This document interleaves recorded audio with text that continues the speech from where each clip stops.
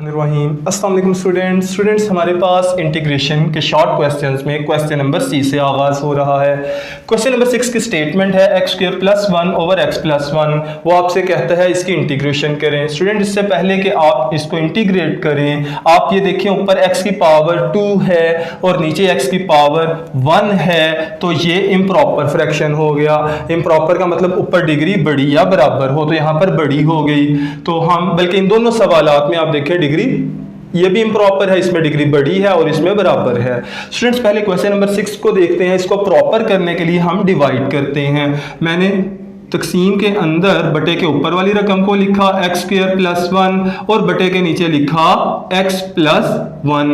अब किससे मल्टीप्लाई करना है ऊपर, ये देखिए ऊपर नंबर क्या लिखूंगा जिससे इनको मल्टीप्लाई करना है। स्टूडेंट उसके लिए मैंने अंदर वाली वेरिएबल की सबसे बड़ी पावर को रफ साइड पर ऊपर रखा और बाहर वाली जो वेरिएबल की सबसे बड़ी पावर है वो x की पावर 1 ही है, यहाँ पर इस पर डिवाइड कर दिया। तो x की पावर 1 x की पावर 2 से कट गई और x की पावर 1 बची, लिहाजा मैं इसको x से मल्टीप्लाई करने लगा हूं। x और x को x से ज़रब दूंगा तो x का स्क्वायर आ जाएगा, फिर प्लस x 1 जार x आएगा। स्टूडेंट्स मैं x को 1 के नीचे नहीं लिखूंगा क्योंकि 1 कांस्टेंट है, मैं इसको अलग लिखूंगा। अब यहां पर नीचे वालों के साइन चेंज कर दिए, plus x square minus x square से कट गया और माइनस x शुरू में आ जाएगा, उसके बाद प्लस 1 आ गया। अब स्टूडेंट्स ये देखें अभी भी इसकी डिग्री 1 है, जो बटे के नीचे वाली रकम है उसकी डिग्री भी 1 है। इसका मतलब है इसको मजीद डिवाइड करेंगे। मजीद डिवाइड करने के लिए अब की बार मैंने माइनस x को बटे के ऊपर रखा और x पर डिवाइड कर दिया। x से कैंसिल हो गया तो क्या बचा -1, यानी कि अब हम -1 से मल्टीप्लाई करेंगे। आप ये देखें minus plus minus x 1 jar x, उसके बाद माइनस प्लस माइनस 1 1 जार 1 और स्टूडेंट्स इसके बाद मैंने नीचे वाले साइन चेंज कर दिए। माइनस x प्लस x से कैंसिल हो गया और 1 प्लस 1 क्या जवाब आएगा 2 आएगा। इसको क्या बोला जाता है, ये कोशेंट है। जो बाकी बचता है इसको रिमाइंडर कहते हैं, जिस पर डिवाइड किया जाता है उसको डिवाइजर कहा जाता है। अब ये देखें हमारे पास फार्मूला आपके क्या होता है, quotient plus remainder over divisor. तो स्टूडेंट्स अब मैं इस रकम को इस शक्ल में लिखूंगा, रकम x square plus 1 over x plus 1 dx। इसको मैं किसके बराबर रखूंगा, quotient plus remainder over divisor. Quotient क्या है x माइनस 1, रिमाइंडर क्या है प्लस दरमियान में, रिमाइंडर क्या है 2 और डिवाइजर क्या है x प्लस 1। अब ये देखें आपके पास अब आगे क्या होगा, x माइनस 1 पर इंटीग्रेशन अलग करूंगा, 2 ओवर x प्लस 1 पर इंटीग्रेशन अलग करूंगा। तो यहां पर आ जाएगा x minus 1 dx plus 2 over x plus 1 की इंटीग्रेशन अलग हो जाएगी। स्टूडेंट्स ये देखें x की इंटीग्रेशन अलग, 1 की इंटीग्रेशन अलग, x dx, उसके बाद है माइनस 1 dx और आखिर में है 2 कांस्टेंट है, शुरू में आ जाएगा 1 ओवर x प्लस 1 dx। अब स्टूडेंट्स ये देखें x की इंटीग्रेशन रूल नंबर 1 के मुताबिक x का डेरिवेटिव 1 होता है, वो dx में पड़ा हुआ है, तो एक इजाफा हो जाएगा पावर में एक इजाफा होगा, पावर 1 थी तो ये 2 हो जाएगा और बटे के नीचे भी 2 आएगा। इसके बाद माइनस वैसे का वैसे ही, dx की इंटीग्रेशन x होती है तो मैंने यहां पर x लगा दिया, प्लस 2 बाहर है, 1 ओवर x प्लस 1 है, नीचे आप देखें x प्लस 1, x का डेरिवेटिव 1 है और 1 का डेरिवेटिव 0 होता है, यानी कि नीचे वाले फंक्शन का ऊपर डेरिवेटिव 1 मौजूद है।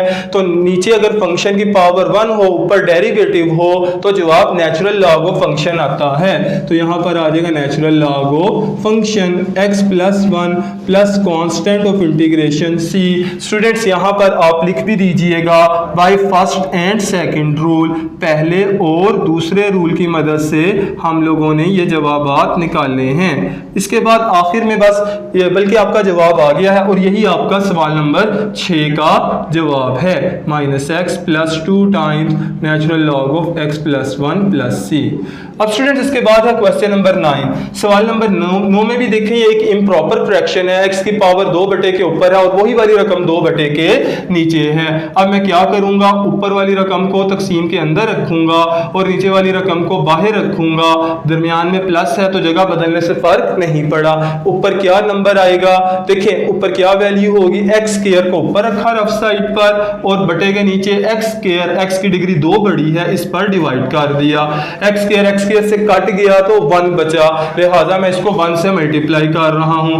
X square 1 jar x square plus 4 1 jar 4। और अब आपने नीचे साइन चेंज कर देने हैं।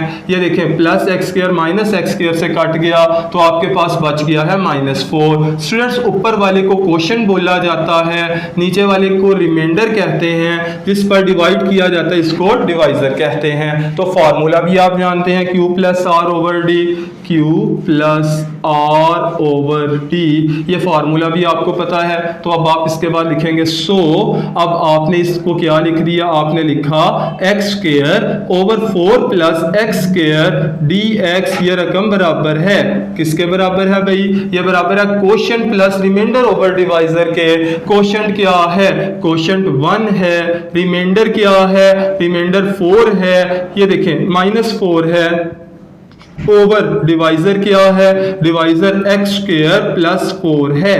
अब आपने स्टूडेंट्स आगे क्या लिखना है, अब आपने इंटीग्रेट अलग अलग कर देना है।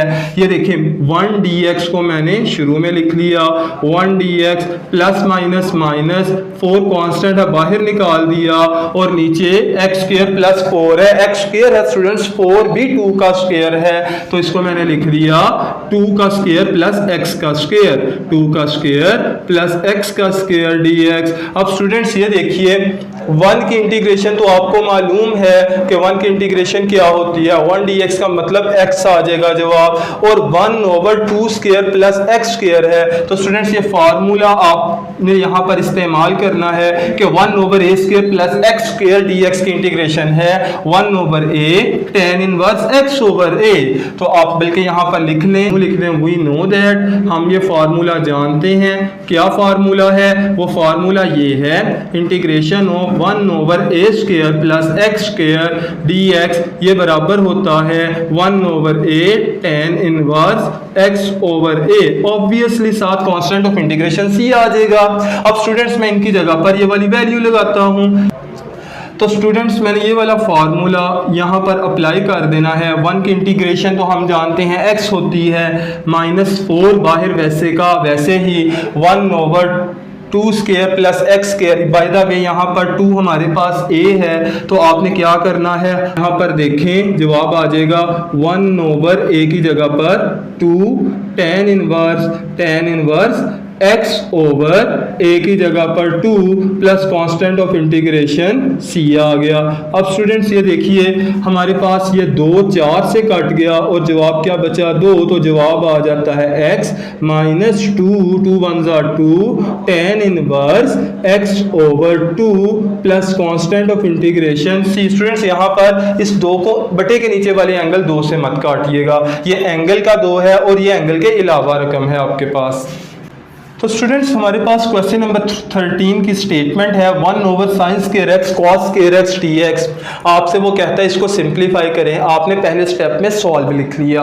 अब स्टूडेंट्स बटे के नीचे आप देख सकते हैं कि sine square x cos square x हमारे पास मौजूद है और ऊपर 1 है। क्या करते हैं हम इसको यूं करते हैं कि आसानी के लिए हम फंडामेंटल आइडेंटिटी लगा देते हैं ट्रिग्नोमेट्री की। वो हम जानते हैं क्या होती है, वो हमें पता है sine square of theta plus cos square of theta बराबर होता है 1 के। लिहाजा मैं इस 1 की जगह पर sine square theta plus cos square theta यानी कि x लगा दूंगा तो हमारे लिए काम आसान हो जाएगा। मैंने लिख दिया sine square of x plus cos square of x बराबर है 1 के। तो 1 की जगह पर ये 1 की वैल्यू लगा दी। जब मैंने 1 की वैल्यू लगाई तो आखिर में dx वैसे का वैसे ही मैंने उतार लिया। अब स्टूडेंट्स क्या करूंगा, मैं sine square over sine square cos square अलग कर दूंगा, cos square over sine square cos square अलग कर दूंगा। ये देखिए साइन स्क्वायर ऑफ x बटे के ऊपर और बटे के नीचे क्या है sine square of x cos square of x dx। इसी तरह से कॉस स्क्वायर ऑफ x बटे के ऊपर है और बटे के नीचे क्या है sine square of x cos square of x dx। अब स्टूडेंट्स साइन स्क्वायर एक्स से कट गया, और इसी तरह से कॉस स्क्वायर एक्स से कट गया। स्टूडेंट्स 1 ओवर कॉस स्क्वायर बच गया, 1 over cos square secant square के बराबर होता है, जबकि 1 over sine square cosecant square के बराबर होता है। लिहाजा मैं सीकेंट स्क्वायर की इंटीग्रेशन लगाता हूं जो कि tan है, और कोसिकेंट स्क्वायर की जगह उसकी इंटीग्रेशन माइनस कॉट लगा दूंगा। सीकेंट स्क्वायर की इंटीग्रेशन tan आ जाएगी और कोसिकेंट स्क्वायर की integration minus cot X plus constant of integration c। अब आप ये देखें tan x plus minus minus cot x plus constant of integration c आ गया। स्टूडेंट्स इसके बाद क्वेश्चन नंबर 14, इसकी स्टेटमेंट है cos x sin 3x dx। आपसे वो ये कहता है इसको इंटीग्रेट करें। इसकी इंटीग्रेशन के लिए आप साइन को पहले रख लें और cos को बाद में रखें। sin 3x cos x dx। Students first year में आप लोगों ने ट्रिग्नोमेट्री के चैप्टर नंबर 2 में एक फार्मूला पढ़ा था। वो फार्मूला क्या था? वो फार्मूला प्रोडक्ट टू सम का था। वो ये फार्मूला था कि 2 times sine alpha cos beta ये बराबर होता है, वो हमारे पास बराबर होता है साइन अल्फा प्लस बीटा, दरमियान में प्लस और आगे साइन अल्फा माइनस बीटा। तो स्टूडेंट्स ये प्रोडक्ट टू सम का एक फार्मूला था, तो मैं ये अप्लाई करना चाहता हूं, लेकिन देखिए मेरे पास अल्फा भी है बीटा भी है लेकिन 2 की कमी है। तो मैं अब यहां पर क्या करता हूं, मैं यहां पर इसको 2 से मल्टीप्लाई और 2 से ही डिवाइड कर देता हूं। मैंने 2 से मल्टीप्लाई और डिवाइड कर दिया, क्यों किया? ताकि फार्मूला बन जाए। अब मैं यहां पर इसकी जगह पर राइट साइड लगा दूंगा। राइट साइड क्या है हमारे पास? राइट साइड है हमारे पास sine alpha plus beta. Sine alpha क्या है? 3x और बीटा क्या है? 1x। 3x प्लस 1x, इसी तरह से दरमियान में प्लस आ जाएगा। आगे sine alpha minus beta, sine alpha की जगह पर 3x और बीटा की जगह पर x और आखिर में dx आ जाएगा।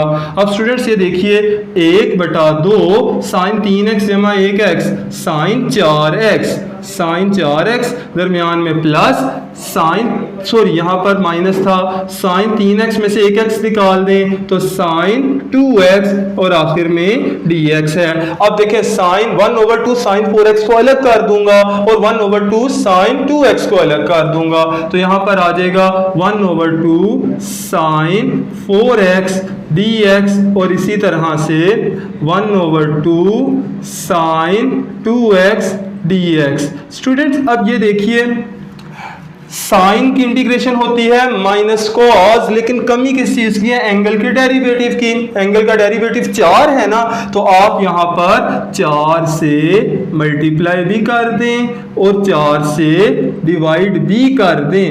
ये देखें मैंने 4 से मल्टीप्लाई भी कर दिया, 4 से डिवाइड भी कर दिया। क्यों किया? ताकि आगे एंगल का डेरिवेटिव मौजूद हो। बिल्कुल ऐसे ही ये देखें 2x है, 2 की कमी है तो मैंने 2 से मल्टीप्लाई भी कर दिया और 2 से डिवाइड भी कर दिया। अब स्टूडेंट्स ये देखें इसका भी आगे एंगल का डेरिवेटिव मौजूद है। अब क्या होगा? अब आसानी हो गई है, वो यूं के आपके पास साइन की इंटीग्रेशन क्या है? साइन की इंटीग्रेशन है हमारे पास माइनस कॉस, एंगल वैसे का वैसे ही, बटे के नीचे है 4 2 8, इसी तरह से प्लस 1 ज़रब 1 बटा 2 ज़रब 2 4। साइन की इंटीग्रेशन है माइनस कॉस, यानी कि minus cos of angle plus constant of integration c। Students अब ये देखिए 8 और 4 है तो मैं एलसीएम ले लेता हूँ। 8 बटे के नीचे आ जाएगा, 8 बाहर आ गया, 8 8 से कट गया, minus cos 4x plus minus minus और हमारे पास आ जाएगा स्टूडेंट्स प्लस माइनस माइनस 8 4 1 4 4 2 8, तो यहाँ पर बचा 2 cos 2x और plus constant of integration c वैसे का वैसे ही। तो स्टूडेंट्स ये हमारे पास क्वेश्चन नंबर 14 का आंसर है।